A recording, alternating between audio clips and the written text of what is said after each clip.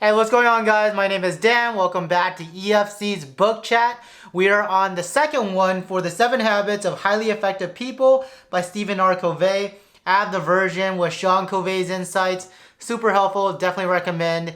If you find that these book chats are helpful and valuable, please like and subscribe to our channel. Comment down below. Looking forward to the feedback. Let's go ahead and dive into it. So, the other day we talked about the Inside Out section. Now, today we're going to talk about the 7 habits and the overview. So the overview section, which is after the Inside Out, right before Covey dives into the 7 habits. So the first thing I want to talk about is actually the quote that is provided at the beginning of this section. So it talks about, it's an Aristotle quote, and it says, "We are what we repeatedly do. Excellence, then, is not an act, but a habit." And Covey then goes ahead and defines what a habit is. And he talks about how it's at the perfect intersection of knowledge, skill, and desire. So if we can go ahead and pull up that diagram, which is on page 48 of my book, Jackie. So knowledge is the idea of I know how to do something, right? Skill is I know how to do that. Or knowledge, I know what I need to do. Skill is I know how to do it, and desire is I want to do it. So it goes from what to how to want, right?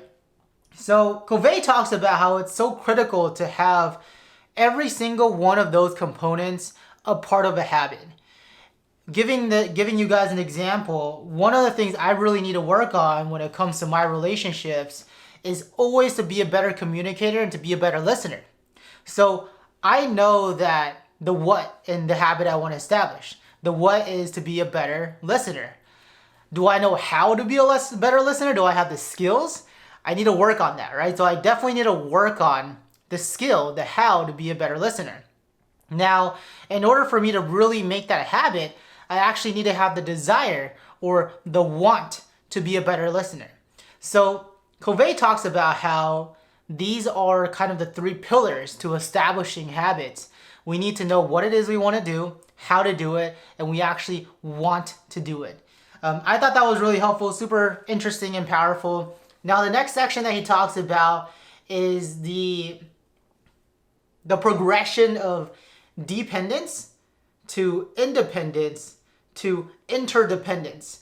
And I definitely agree with him that a lot of self-help books really focus on the independence section, where it's about self-empowerment, everything is I, and not too much on the interdependence, which is the we, right? And what Covey does well, or what he kind of illustrates in the 7 habits diagram on page 52 of my book, is how we go from being dependent, which is focused on how you can help me, and the 3 habits that encompasses going from dependence to independence.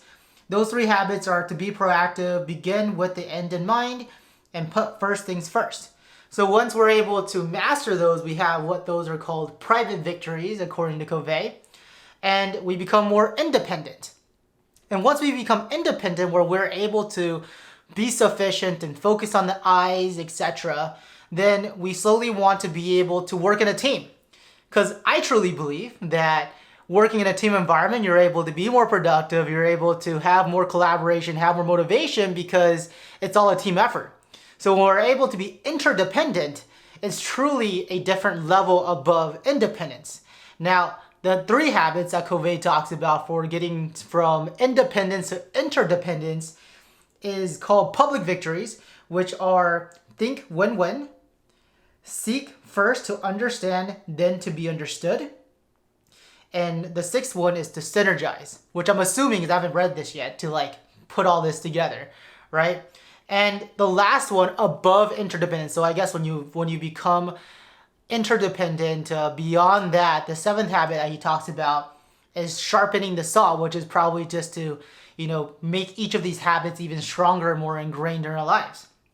And, I think on page 53 of my version, he says something pretty well. He says, "These habits become the basis of a person's character, creating an empowering center of correct maps from which an individual can effectively solve problems, maximize opportunities, and continually learn and integrate other principles in an upward spiral of growth. And I think what's so important is the emphasis of correct maps. Now, of course, you all will be their own judgment of whether or not what Covey talks about are the correct maps, and whether or not my insights and feedback is in fact the correct maps.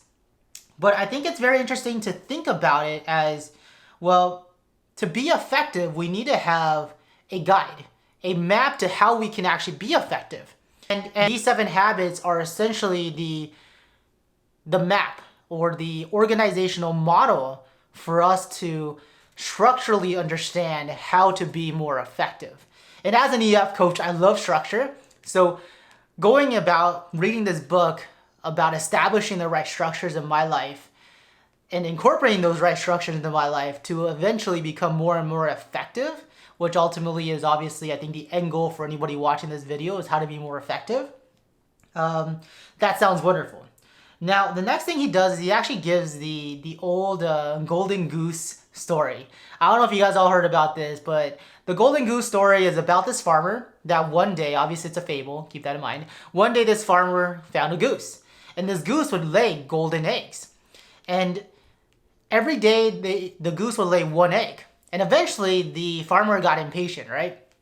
And he's like, I want more eggs. I want more golden eggs to sell so I can become richer and richer and richer. And he ended up killing the golden goose, hoping to find more golden eggs inside the goose. And what he ended up finding out was that the goose's inside was like any other goose's inside, and it had no golden eggs for him to harvest. And this story essentially highlights one of the key points of emphasis for this overview, which is the idea of production versus production capacity or production capability, what Covey calls P/PC. And when we think about production, we're thinking about short-term results. What are we producing? You know, and a good example, and he talks about PC or P and PC through 3 different assets. The first asset is a physical asset. So let's go ahead and talk about that example, right? So a physical asset could be like our car. And let's just say we make money off our car because we drive Uber. So if we're really focused on production, then we would drive that car and never get an oil change, never check the tires, never check the brakes, never do any of the things that really maintain the car, because the maintenance of the car determines the production capabilities of that car. Now, if we really only focus on production, which is more short-term, and we never think about production capability, which is long-term, then eventually our car is going to crap out and we're not going to be able to have a car anymore, right? And we're not going to be able to make money anymore. Just like if we kill the golden goose, we no longer have that steady income of gold every single day. So physical assets is super important to keep in mind that we want to keep them maintained so that we can reap the longevity of that machine or of the house or office or computer or etc. Now, the second asset that he talks about is financial. So we're all familiar with, how much money is in our bank account. But I think oftentimes what we always forget is that when we spend that money, our bank account goes down, and we have less of ability to leverage the amount of money that we have in our account to do things that would increase the effectiveness of the money or the longevity of lifestyle changes that we want to have in the future. And a good example would be renting versus buying, right? For a lot of new individuals that are just beginning to work, it's probably really hard to buy a home. One, you may not have the credit, you may not have the income, and more than likely you don't have the down payment. So a lot of the times, for lifestyle reasons, individuals like to move out of their home because they want the independence, they want the freedom, they want to be able to go out and have fun without their parents nagging them about what time they're coming home for dinner or whatever, right? So they end up spending money on rent to have the short-term result or the production of having fun in life without the control of parents and all that stuff, right? But in reality, what ends up happening is that when that happens a lot, not just with rent, but with like lifestyle choices like a car or like food choices like luxury dinners, etc., or clothing, when all these kind of things add up, we're limiting our ability to save for long-term results, like actually being able to buy a home, right? We're limiting our production capability, our actual leverage financially. Now, the very last one that he talks about, I think is super important, is the human asset. So we all, depending on how you guys are, we all work, right? Either by playing games or by studying or by actually going to work, etc.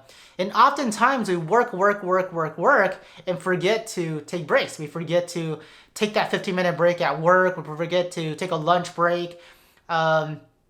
We go home late. We work extra hours. We work at work, go home and work more.